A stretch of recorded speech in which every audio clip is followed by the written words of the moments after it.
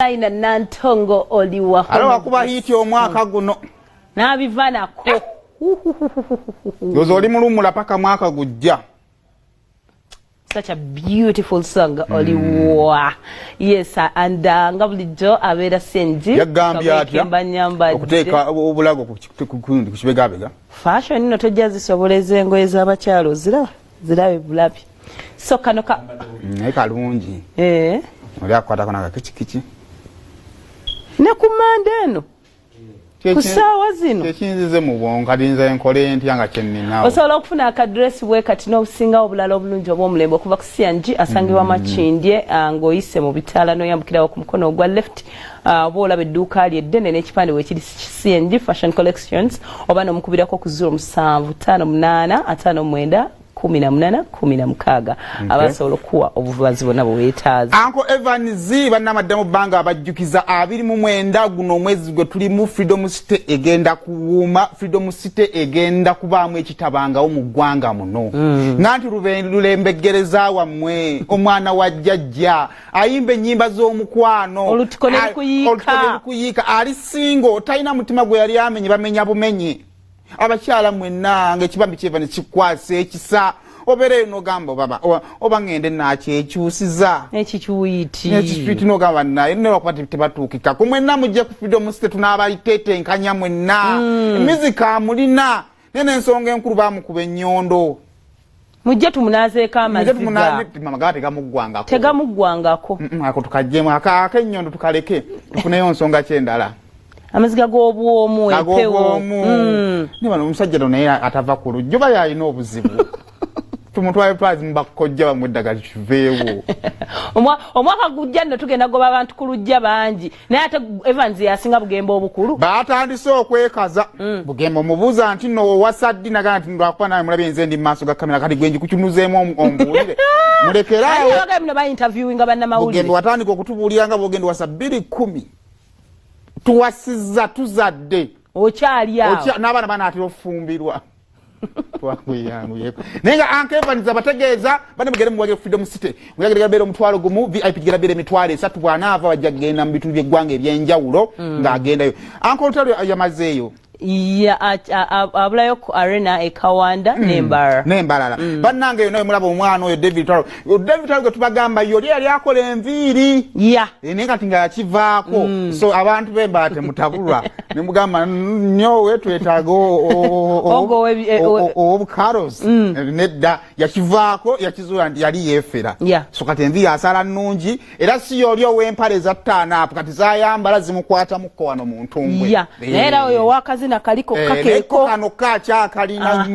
nnyo so mumuwagire bulungi nnyo tukyagenda ddala maaso ne David Lutalo naye nga akamako olunaku olwaleero ebinene biri mu ggwanga eno abakyala mugyebale abakyala batandise offerera ddala emikolo waliwo tukakulujja n'ogaanirako kati abahafi nga booli awo nga butwa obwo bufulumira ku speed kali ng'otandise okulaba ekisooka otandise otondo wala gwe baaba oba wa muzinzi nnyo kati olaba otandise okusikamu ekyemeka ate nga bakugeya ddala nti ne bannaye butowe nga bugenze ye ali ku kizibu ki nojja n'oteesa n'omu ku baliwo n'omugamba omanyi zo zirina ekyo nno kyandibadde awo naye kati ekiriwo omwana omuwala agenda n'afunayo famire tali ye yennyini nenteekayo famire yange ey'amampaati nenkugamba jangu osi bubbi bwennyini basajja ffe twabikolanga and by the time wotukira okunesiga okujja waffe tukole emikolo and all that oba wanesigisa ebintu bingi amakago ng'alinako access mukyala omutwala okitegeera ebintu byenda abasajja abakulu abatakyalina ssubi bemugwako bakati wano ku gino nga kale wakuba bino ebisiraani emyaka sijjakufa ne bali abatuse emyaka gy'okufa naga kahafika badde omukisa kangende n'atanoonyereza bayita bamami so waliwo emboozi gye nasooka olaba waliwo n'emboozi endala eri mawulire waliwo n'empya mukolo kujingirira kubba basajja ebintu we babireeta ne crew yange neteesa nayo ne tubiza mu kikuubo ne batuwamuze batuwadde emikolo gyolabanga abaana bazze okubuuza nti osimanyi ono mwana yakamala siniyafu naye ng'ali mugomesa abibitiza mu bbina nogawa siniyafu yamera ddi bwati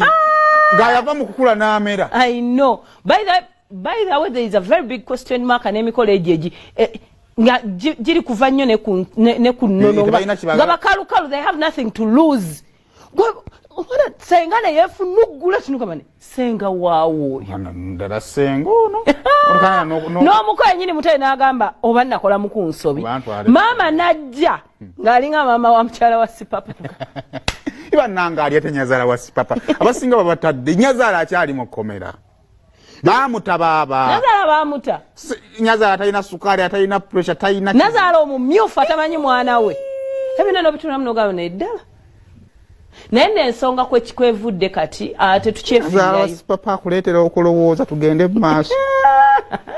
kakati obuzibu obusinze okuva abaana balenzi bagenze ku byeyo ne bakola ssente zaabwe naddala bambi basinze ofeera bavudde ku byeyo afunye hafiwe ku social media oba yamulaba ku BBS batandise okwogereziganya afinabwa ate balina omuliro abaana abo baakaabo kyola tujja nadda ku ssimu kati mperezaako bwoti kati nkyusizaamuko bweti olujja n'ansuubiza obufumbo neyansuubiza babengako n'omuliro nga tebalaba bufirimu kakati ne babeera ku bufirimu hafi naddeyo n'agamba nedda nze okukakasa jangu tukole emikolo n'agamba oba obusonga butono nnyo n'akwata omwaka mulamba n'aguteeka mu mukono munango omwana mulenzi naweereza ssente nze no nenetala ngenze kukushona funye zigomesi bino biri napanga family weekend omugola ajja lwakutaano oba kale omugola ayinza okujja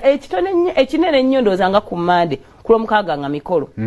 tamanyi nnyoko tamanyi kitaawo baganda bo tabamanyi b'omulaga bakkiriza batwala ogenda okulaba family senga mweru mama muddugavu ate muganda wa mama mweru naye pakala okwerusa kwajja n'ogamba ndooza beeyerusa mixture breed mpyeno n'okirekeraawo emikolo ne gigenda mu maaso olumala wemuti emikolo omutwalo gwa taata bagulidde emmotoka namba byonna ng'omukolo gwa kimpatiira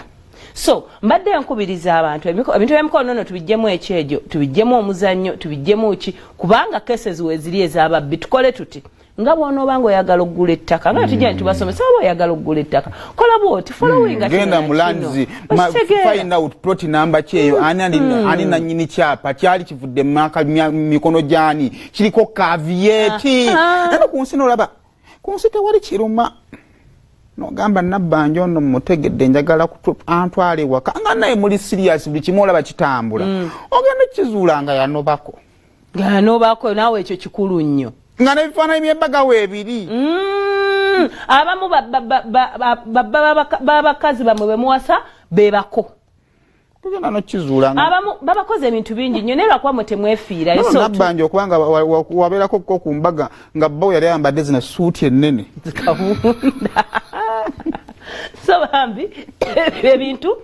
tubeere bavunanyizibwa nga bonoogula emmotoka buli kimu so n'omukyala bw'oba nga oyagala mufuna busooka kutwala ewaabwe abazadde mutwala obudde mupapaki mufaaki era omuntu akupapi aba mubbi nakyo kisooka omala okumanya nti oba azaala ntambuzayo omukwano